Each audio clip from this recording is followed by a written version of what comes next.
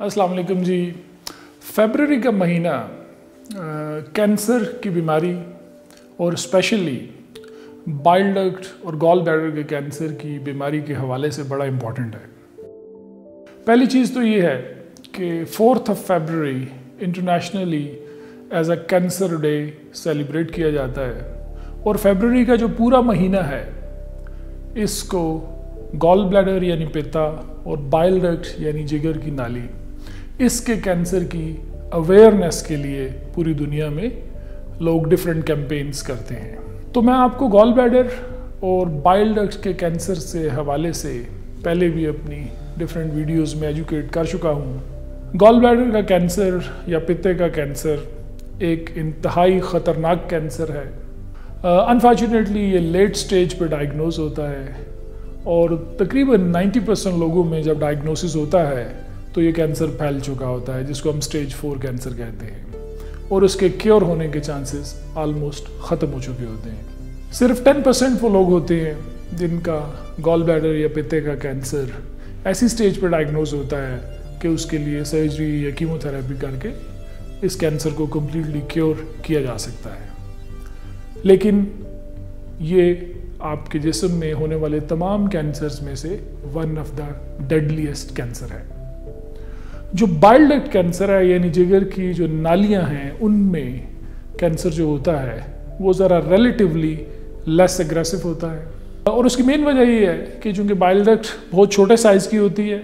और बड़ी early stage के ऊपर जब ट्यूमर होता है तो ये जिगर की नाली ट्यूमर की वजह से बंद हो जाती है और इसके सिम्टम्स अर्ली स्टेज के ऊपर आना शुरू हो जाते हैं और ये डायग्नोसिस जल्दी हो जाता है। तो इन कैंसर्स के सिम्टम्स जनरली पीला यरकान होना, खारिश होना, पहाने का या पेशाब का रंग गाढ़ा हो जाना, वज़न कम हो जाना, भूख कम हो जाना और कभी कभार पेट के ऊपर वाले हिस्से में दर्द का होना,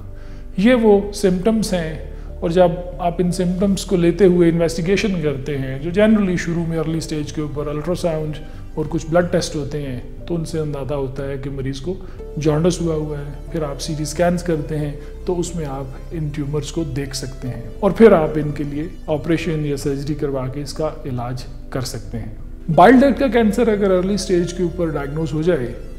तो इसमें क्योर के बहुत ज़्यादा चांसेस मौजूद होते हैं, लेकिन इम्पॉर्टेंट चीज़ ये है कि इसको अर्ली स्टेज पे डायग्नोज किया जाए। तो आप की फैमिली फ्रेंड्स के सर्कल में जिसको भी पीला यरकान हो, भूख कम हो रही हो, वज़न कम हो रहा हो, तो उन लोगों को फौरी तौर पे अपने पेट का अल्ट्रासाउंड करवाना चाहिए और ब्लड के टेस्ट करवाने चाहिए और अपने करीब तरीन जो जिगर का स्पेशलिस्ट है उसको दिखा के डायग्नोसिस का प्रोसेस शुरू कर देना चाहिए। साथ साथ ये बताते चलूँ कि जिन लोगों के पित्ते में पथरियाँ होती हैं वो पथरियाँ अगर बड़ा लंबा अरसा तक यानी ईयर्स तक पड़ी रहें तो उससे भी गॉल ब्लैडर कैंसर का रिस्क बढ़ जाता है। जब ये कैंसर डायग्नोस होते हैं तो इनकी स्टेजिंग की जाती है जिसमें CT scan, MRI scan, blood test और कुछ ट्यूमर मार्कर्स किए जाते हैं। गॉल ब्लैडर और बाइल डक्ट कैंसर दोनों के लिए सबसे best form of treatment surgery है यानी ऑपरेशन है कि जिस हिस्से में कैंसर है वो वाला हिस्सा और उसके साथ कुछ लिवर का हिस्सा भी रिमूव करके इस कैंसर को कम्प्लीटली रिमूव किया जा सकता है और उसके बाद फिर कीमोथेरेपी एक एडिशनल ट्रीटमेंट होती है। बहुत सारा बड़ा ग्रुप इन पेशेंट्स का बाइल डक्ट और गॉल ब्लैडर के कैंसर्स का ऐसा होता है जिनका अनफॉर्चुनेटली कैंसर बहुत लेट स्टेज पर डायग्नोज होता है और सर्जरी वाली जो स्टेज है, क्योर वाली स्टेज गुजर चुकी होती है, लेकिन इन मरीज़ों को भी ट्रीटमेंट की ज़रूरत होती है और इस ट्रीटमेंट का पर्पज़ ये होता है कि इनकी सर्वाइवल को कैंसर की ट्रीटमेंट करके स्लो किया जा सके और सर्वाइवल प्रोलॉन्ग की जा सके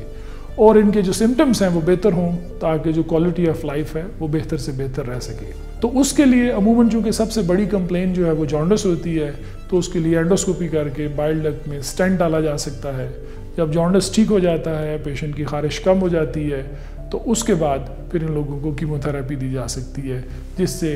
सर्वाइवल प्रोलॉन्ग हो सकती है। इन दोनों कैंसर्स के लिए कोई major risk factors apart from gall stones या पित्ते की पथरियों के अलावा नहीं है, लेकिन ये देखा गया है कि जो लोग सिगरेट पीते हैं या जो मोटे लोग होते हैं जिनका बॉडी वेट बहुत ज़्यादा होता है उनमें भी इन कैंसर्स का तनासुब ज़्यादा होता है। तो आप लोगों को अपनी हेल्थ के बारे में कॉन्शियस होना चाहिए। अगर पीला यरकान, भूख का कम होना या पेशाब बड़े पखाने का रंग डार्क होना शुरू हो जाए तो ये वो अलर्ट्स हैं जिससे आपको इन्वेस्टिगेशन शुरू करनी चाहिए ताकि ये कैंसर अर्ली स्टेज पर डायग्नोज हों और उनका इलाज हो सके। इस पूरे महीने में हम आपको ये मैसेज बार बार देंगे ताकि आप लोग कैंसर की बीमारी के बारे में सेंसिटाइज हों और ये पैगाम आप अपने दोस्तों में, अपने रिश्तेदारों तक भी पहुंचा सकें। मकसद इस कैंपेन का ये है